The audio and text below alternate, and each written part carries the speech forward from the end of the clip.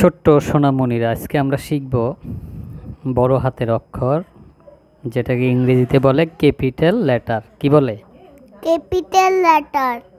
এখন আমরা এই ক্যাপিটাল লেটারগুলো একটা একটা করে চিনি। তোমরাও আমাদের সাথে সাথে বলবা, ঠিক আছে?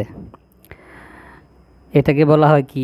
এ, A, B, B, C, C, D, D, E, E, F, F, G, G, H, H, I, I, J, J, K, K, L, L, M, M, N, N, O, O, P, P, Q, Q, R, R, S, S, T, T, U, U, V, V, W, W, X, X, Y, Y, Z.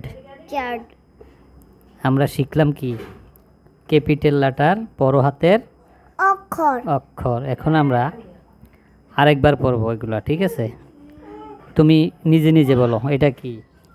A, B, C, D, E, F, G, H, I, J, K, L, M, N, O, P, Q, R, S, T, U, B, এটাকে কি বলবো? V, V, W, X, Y, Z.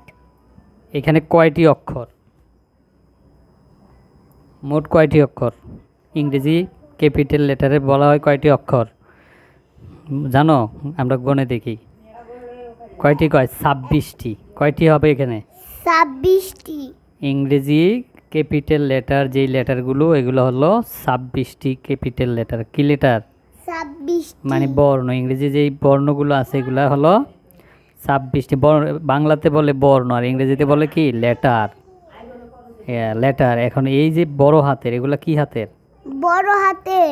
বড় হাতের অক্ষর, এগুলো ইংরেজিতে বলা হয় ক্যাপিটাল লেটার, আর বাংলাতে বলে বড় হাতের অক্ষর, ঠিক আছে?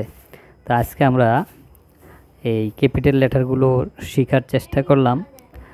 যেই সমস্ত ছোট্ট বন্ধুরা এগুলো না পারে, তারা কি করবে? আমাদের ভিডিও দেখে দেখে শিখবে, ঠিক আছে?